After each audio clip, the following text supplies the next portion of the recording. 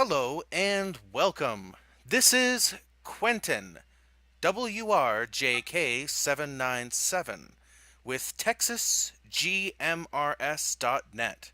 We are a group of non commercial radio operators, and we seek to learn more about radio as a service, as an art form, as a means of communication. And so we've decided as a group to collectively study for our ham radio technician licenses. So I have a technician license. It is a November Zero Golf India Yankee. And let me reset the repeater here.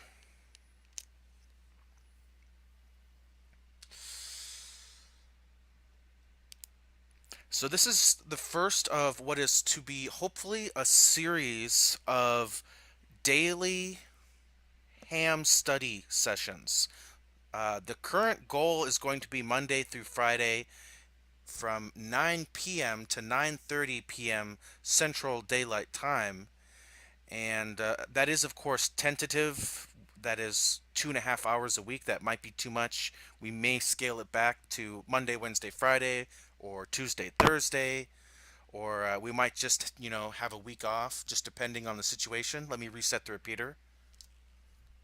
And I am on duplex, Mark 914, so if I am timing out the repeater, go ahead and just chime in while I'm transmitting. And the hopeful goal.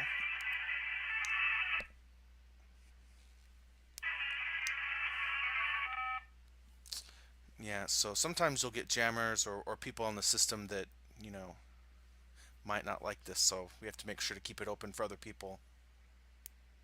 And again, this is going to be a directed net, so we would ask that any traffic go through the net control operator. And of course, I want to keep these nets short, so only a half hour. We don't want the topic to get boring. So if anyone does have any emergency or priority traffic, please feel free to break in at any time, and we will be glad to step aside so you can make those contacts if necessary, or if you need help.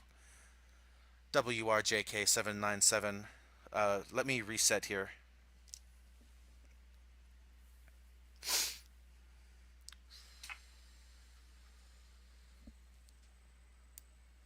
All right, so we're going to do some practice questions here from a website called hamstudy.org. If you are interested in watching along, please check out my channel, WRJK797. We'll be streaming on YouTube. And was there someone out there with a comment? Go ahead with your call sign and your comment. So someone on the radio is trying to get through, but I'm not sure exactly what they said. Maybe I should pull up the YouTube channel again. Maybe Mark can tell me. I believe I doubled with someone out there that was trying to come in with a comment. Go ahead with your comment, please. I want to make sure that everyone can hear me and that this isn't a bad time to be using the system.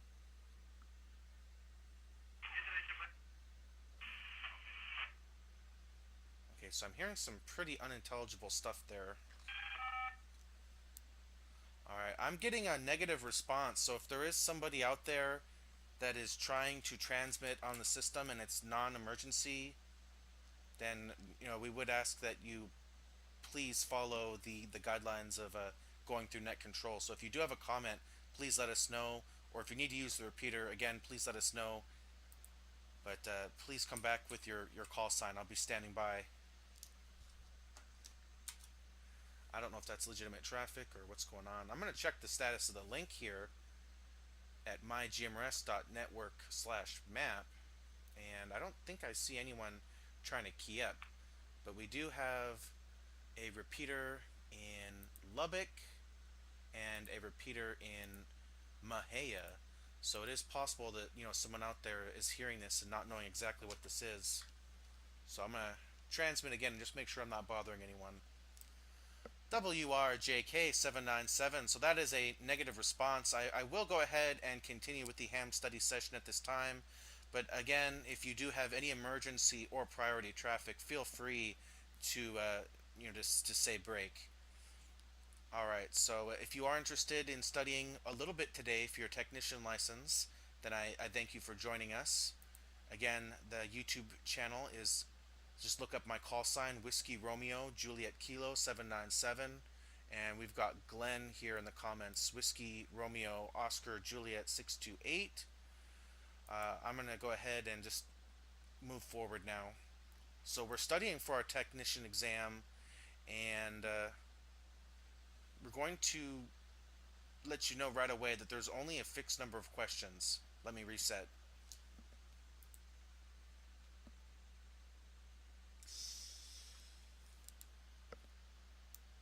And what I mean by saying that there's only a fixed number of questions is we would take the whole test, and if you separated it into 10 topics, each topic is only going to have a certain number of questions. So you're not expected to know everything. There's a lot of material that is covered in the technician class license, but it's not anything to be intimidated by. It is actually something that just simply through exposure, most of the people on the GMRS system would be able to pass without even actually needing to completely study a whole entire ham radio book. So stand by here. Okay, so I want to actually make a new session. Blah blah blah. Because and if you are following along on YouTube, what I'm actually trying to do right now is reset my statistics so that we can follow our progress and see how many questions we've done. Um, but I might have to continue that another time.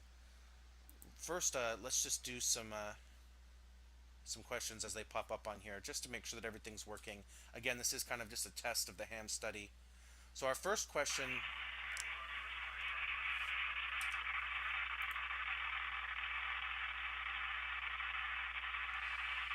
Okay, so it is Lubbock.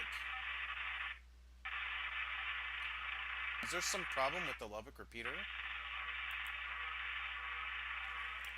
WRJK797. The Lubbock repeater is transmitting and causing a loop in the system. So, Lubbock Station, please. I don't know what is going on, but you are causing a jam on the system. Please unkey.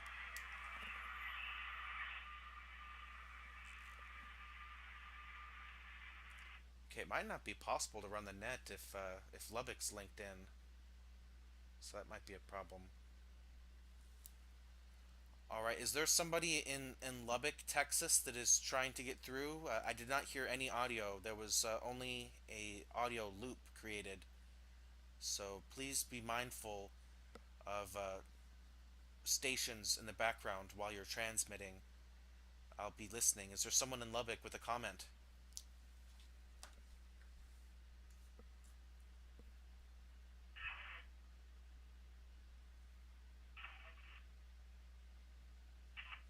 What is going on the link system? All right, I'm gonna go with a negative contact there, but I will be listening. So if anyone does have a comment or question, please feel free. First question here is, what is the gain of an antenna? Is it A, the additional power that is lost in the antenna when transmitting on a higher frequency? B, the increase in impedance on receive or transmit compared to a reference antenna? C, the increase in signal strength in a specified direction compared to a reference antenna? Or D, the additional power that is added to the transmitter power? So if anyone already knows right off the bat, go ahead and call in. Otherwise, I'll reread the question.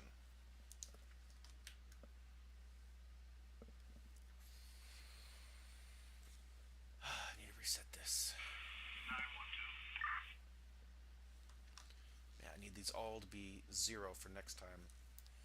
Alright, this is WRJK797 acknowledging Justin912. What is the gain of an antenna? You have at least a 1 in 4 chance.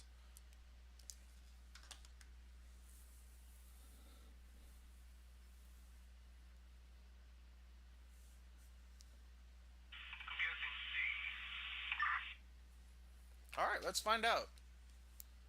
What is the gain of an antenna? Justin has guessed C, Charlie. The increase in signal strength in a specified direction compared to a reference antenna. And Justin, you are correct. Yes. Think of gain as a focusing quality of an antenna, like the reflector on a flashlight. By the geometry of the antenna, we can change how the antenna emits radio waves or RF energy. We can focus it like a spotlight by using a Yagi or a directional antenna. Or we can let it flood out more evenly like a room shop light by using a dipole antenna. And I really do like the analogy of like a light bulb. I use it all the time. Let me reset the repeater. 1 Mississippi, 2 Mississippi, 3 Mississippi. I should mute the client repeater. Sorry about that. So excellent work, Justin. And the higher the gain, the more focused the beam of RF energy, which results in an increased signal strength in a particular direction. And when people ask, for instance, where do I put the antenna to get the best gain? Should I put it on the roof of my car or on the hood of my car or the trunk? But yeah, if you think of it like a light bulb, you think of it like light. It's this is all line of sight, so that is a great one. Thank you so much, Justin. And we'll go to the next question. What is the function of the SSB slash CWFM switch on a VHF power amplifier? Let me reset and reread the question. What is the function of single sideband or carrier wave frequency modulation switch on a VHF power amplifier? So is that A, to set the amplifier for proper operation in the selected mode? B, reduce the received signal noise? C, change the frequency range of the amplifier to operate in the proper portion of the band? Or D, change the mode of the transmitted signal? So yeah, again, the question is about a switch, and it's referring to SSB slash CWFM. And if anyone knows right off the bat, go ahead and call in with the answer. This one should be easy, especially because I read. My guess would be C.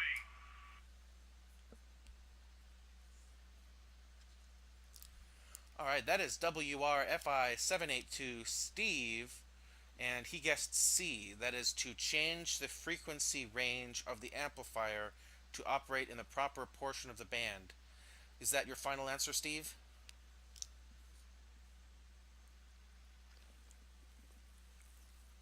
Yeah, since I'm driving and I can't think fully, I'll go with that. If I'm wrong, I'll be learning something. Okay, so that is a good guess. And so when you're reading the question, all the question says is what is the function of the SSB slash CWFM switch on a VHF power amplifier? And so right away you know that, at least if you don't know what SSB and CW is, then you know that FM means frequency modulation. And if that's a switch on a power amplifier, then I'm not sure that it would have to do with the frequency range. But I'm going to click on it and it says incorrect. And the correct answer is A. Set, that switches to set the amplifier for the proper operation in the selected mode. And those modes would be SSB, single sideband, like on the shortwave that we listen to, or carrier wave FM, which I believe is the Morse code. Have you heard the Morse code on your shortwave receiver yet, Steve? Back to you.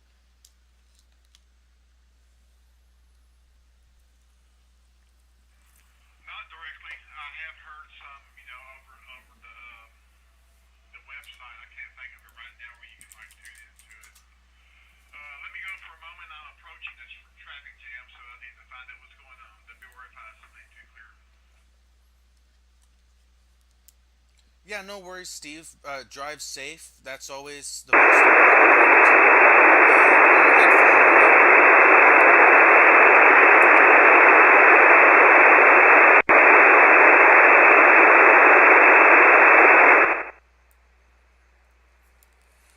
Steve, make sure to drive safe. And this is WRJK797. Quentin here, doing a test for what will hopefully be a regular ham study session group. And yeah, it's important that we take our time and try to enjoy this hobby as much as we can. There's a lot to learn. So when we're talking about SSB, that stands for single sideband. There's lower sideband and upper sideband. And I was hoping, can anyone call in and tell me uh, where I should look for single sideband or Morse code? What are the ham bands? Does anyone happen to know? I should be able to find one. What, 60 meters? Okay, how do I zoom into 60 meters?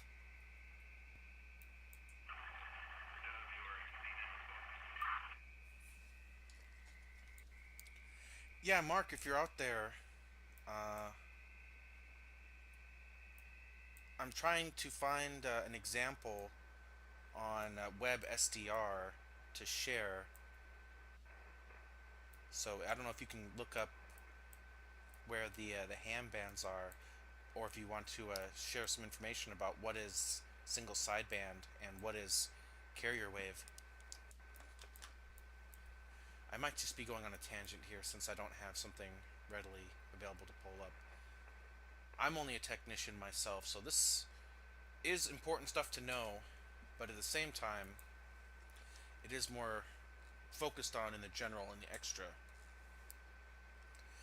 So, without fear of going into a tangent, I suppose I'll look into WebSDR and what is single sideband and what is carrier wave. We can go deeper and deeper into that.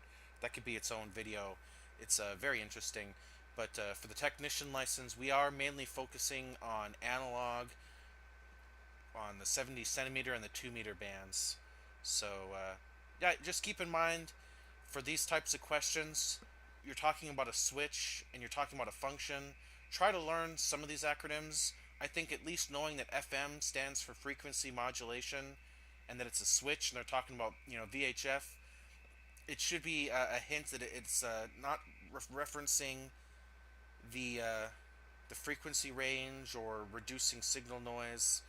It's about the operating in the proper mode. And let me reset here. I should probably mute this so it's not showing up on the channel. And hey, Lloyd is here. Yeah, Lloyd's already got his license. So an RF power amplifier must operate differently when amplifying a FM versus an AM signal. And examples of AM do include single sideband or carrier wave. And FM is frequency modulation. Uh, so if you go on your radio and you listen to an FM station versus an AM station, there's going to be very different experiences in the quality of the audio, as well as the technology that goes behind it. VHF power amplifiers are more likely to be used with both modes by different people who may need both functions. So you're using them for different scenarios. Single sideband, uses less bandwidth, so it's able to be more efficient and the signal can travel further. Same with carrier wave. It's the least bandwidth using of all. It's extremely efficient and used in conjunction with HF. You can reflect those signals across the world. Let me reset again. Should probably do at least one more question, but it is almost 9:30. So we are going to be wrapping this up soon. This is basically just a test. This is WRJK797 with one more question. What is the amount of change measured in decibels, dB, of a power increase from 20 watts to 200 watts? Is it A, 18 decibels, B, 12 decibels, C, 28 decibels, or D, 10 decibels? Call in now if you know. That one should be easy if you've studied this.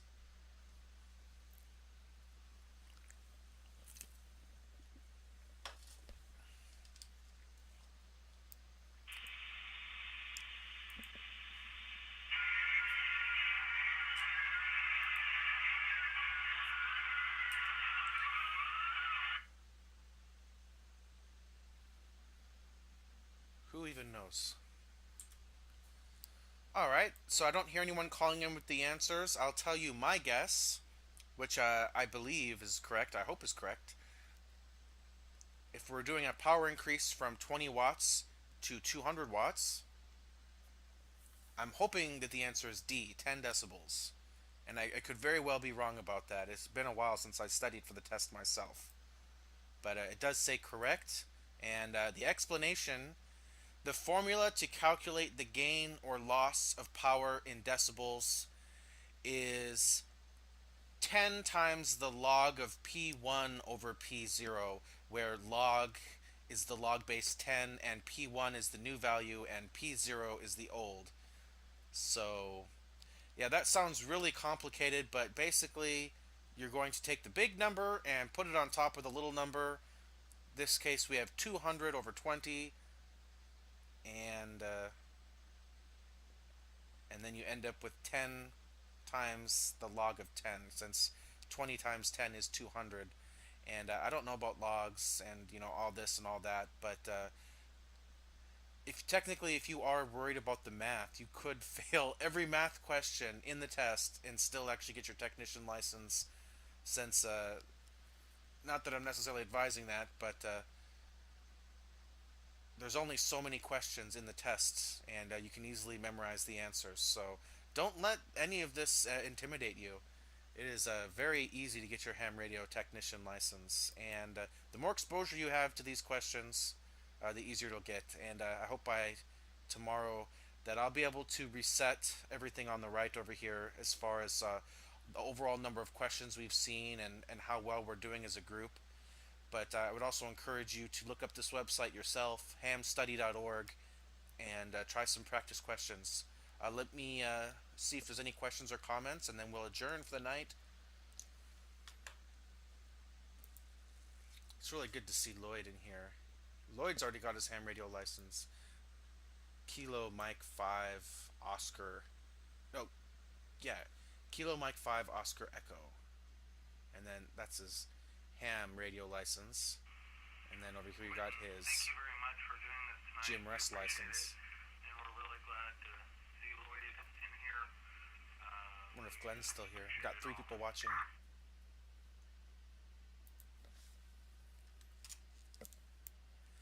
Thank you so much, Mark. Yeah, I wasn't able to do many questions here today, but I think this will be a good test to see if this is a viable method of studying, or getting people interested in studying. There was a lot of strange interference though, so we may end up announcing it on here and then switching to Zello. Whatever you think is best. But I would like to thank everyone for participating. I would like to thank the many repeater owners and administrators for making sure that Texas GMRS continues to operate and stay linked together. I would like to thank Steve, Justin, Mark, Tim, John, and Al, and many others for their input. And I hope we can all uh, communicate to figure out what works for us. For me, this is just the joy of helping spread Texas GMRS and hopefully getting new members. Anyhow, that concludes the ham study session tests, and I'm going to now end the stream. Have a great night, everyone, and 73.